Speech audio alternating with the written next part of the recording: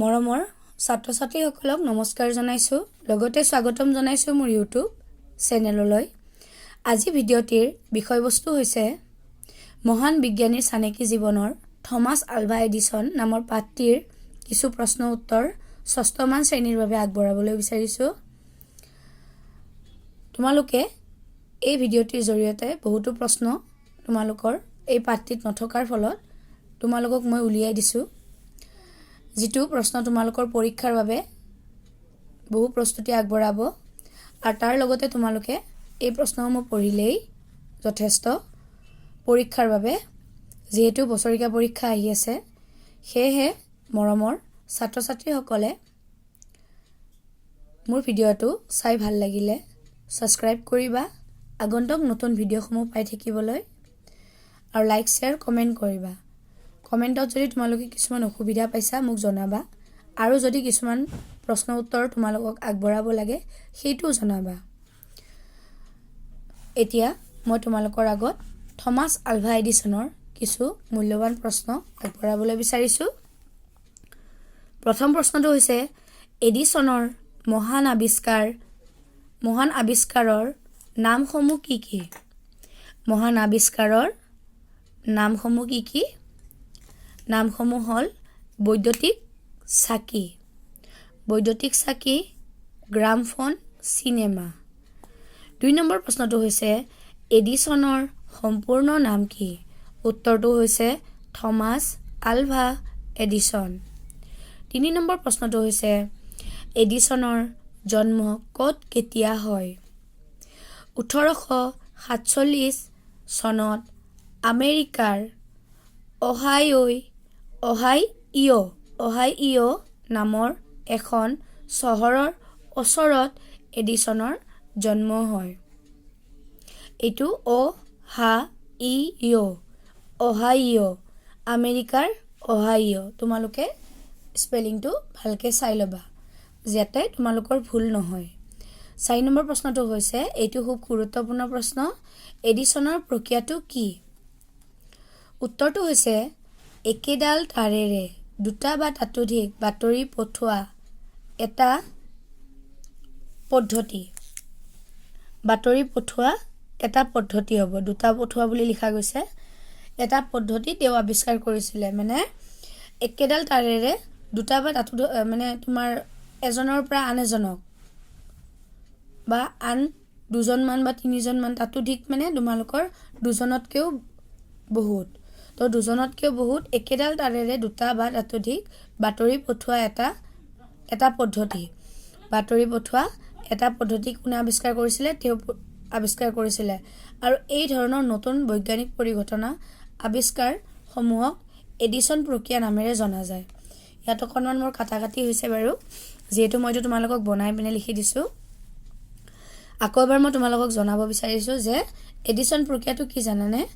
যে একেডাল তাৰেৰে দুটা বা ততোধিক, মানে এডাল তাৰ, এই এডাল তাৰ ধৰা আমি টেলিফোন বা আমি যিকোনো লাইনৰ, ধৰা তোমালোকৰ ওচৰত নিশ্চয় দেখিছা লাইনৰ পোষ্টবিলাক আছে, সেই পোষ্টৰ লাইনৰ তাঁৰবোৰ আমাক সকলো ঘৰতে কি কৰিছে?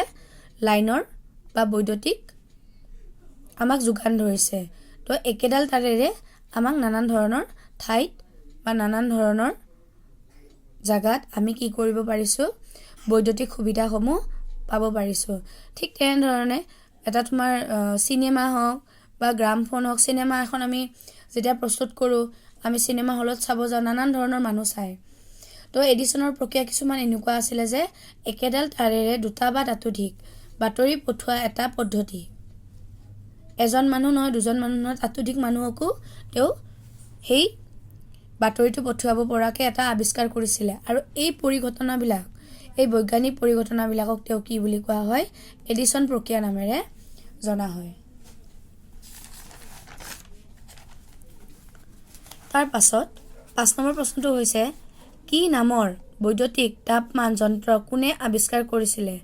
এডিসনে টাচিমিটাৰ নামৰ এটা বৈদ্যুতিক তাপমান যন্ত্ৰ আৱিষ্কাৰ কৰিছিল। ৬ নম্বৰ প্ৰশ্নটো হৈছে মানুহৰ মাত ধৰি ৰাখিব পৰা যন্ত্ৰটোৰ নাম কি? ফোনোগ্ৰাফ। এইটো বহুত ইম্পৰ্টেণ্ট প্ৰশ্ন, যে মানুহৰ মাত ধৰি ৰাখিব পৰা যন্ত্ৰটোৰ নাম কি ফোনোগ্ৰাফ দন্তীয়া ন ফোন গৈৰ গ্ৰথ আকাৰে গ্ৰাফ ফোনোগ্ৰাফ 7 নম্বৰ প্ৰশ্নটো হৈছে মেনেল পাৰ্কত এডিছনৰ আন এটা উল্লেখযোগ্য আৱিষ্কাৰটোৰ নাম কি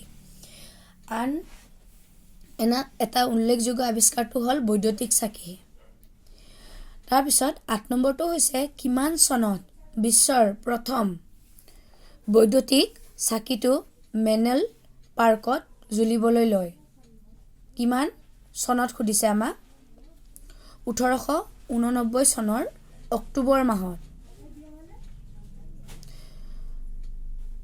89 চনত কি হৈছিলে 1889 চনৰ অক্টোবৰ মাহত এই বৈদ্যুতিক চাকিটো মেনেল পাৰ্কত জ্বলিবলৈ লয়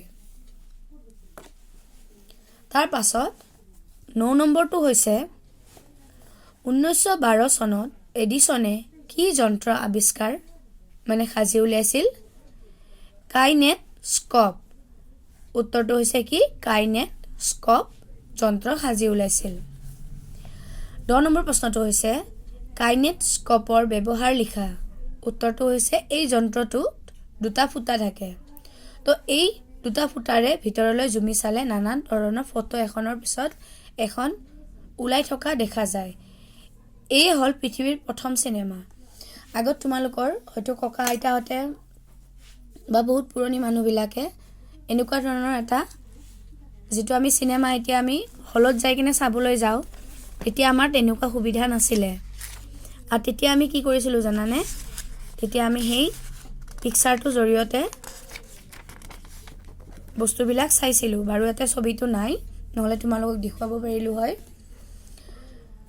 আমি সেই সৰু দুটা ফুটা দি ভিতৰলৈ চালে আমি নানান ধৰণৰ ছবি দেখা পাই থাকো এটাৰ পিছত এটা গৈ থাকে আৰু তাৰ পৰা এখন কাহিনী বা আমাৰ ওচৰত প্ৰস্তুত কৰায় তো তাৰ পৰা আমি গম পাও যে সেই প্ৰথম সিনেমা আমি তেনেকেহে চাইছিলে আগৰ ককা দেউতা হতে তো তোমালোকে গম পাবা ঘৰত খুদিলে বা তোমালোকে মোবাইলতো চাব পৰা যে কাইনেট স্কপৰ ব্যৱহাৰ কাইনেট স্কপ পিকচাৰটো তোমালোকে চালে নিশ্চয় পাবা এডাল এনেকৈ দীঘলকৈ থাকে তাত এনেকৈ বক্সৰ দৰে থাকে আৰু এডাল এনেকৈ ডাঙৰকৈ ফুটা থাকে তাৰ পৰা মানুহবোৰকে চাই আৰু এই বক্সটোত নানান ধৰণৰ ছবিবিলাক এনেকৈ গৈ থাকে তো এইটোৱে হল কাইনেট স্কপৰ ব্যৱহাৰ আমি এখনৰ পিছত এখন ওলাই গৈ থাকে এটা ছবিৰ সহায়ত এখন সিনেমা চাবলৈ পাৰিছিলো কিন্তু এতিয়াটো নতুন টেকনলজি ওলাইছে আৰু নতুন